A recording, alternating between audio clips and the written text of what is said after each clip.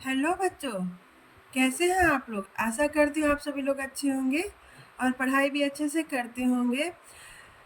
आज हम गद्य काव्य विधा के बारे में पढ़ाएंगे।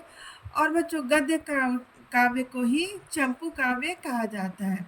तो बच्चों चलिए, गद्य काव्य कैसे लिखा जाता है, उसके क्या विशेषताएं हैं, इसके बारे में जानते हैं।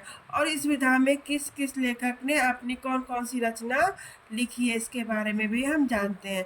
तो चलिए देखिए बच्चों, गद्य काव्य क्या होता है। तो गद्य में भाव को इस प्रकार अभिव्यक्त करना कि वह काव्य के निकट पहुंच जाए, वह क्या कहलाता है, गद्य काव्य अथवा गद्य गीत कहलाता है। ठीक बच्चों, आगे देखिए यहाँ पे इसमें गद्य काव्य एवं पद्य काव्य दोनों का ही प्रयोग होता है। गद्य काव्य में कविता जैसी रसमयता, रमणीयता, चित्रात्मकता और संवेदनशीलता होती है।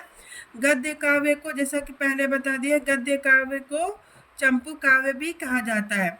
हिंदी में राय कृष्णदास गद्य काव्य के जनक माने जाते हैं। तो हिंदी में गद्य काव्य के जनक कौन माने जाते हैं, राय कृष्णदास।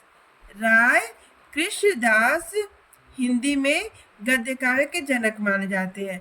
इन्होंने अनेक आध्यात्मिक गद्य काव्यों की रचना की है। इनकी कृति साधना जो 1916 ईस्वी में आई थी, जो इनकी पहली रचना थी। साधना को गद्य काव्य की पहली रचना माना जाता है। गद्य काव्य के अन्य प्रमुख लेखकों में वियोगी हरि, इनकी रचना का नाम है तरंगड़ी आर्तनाद।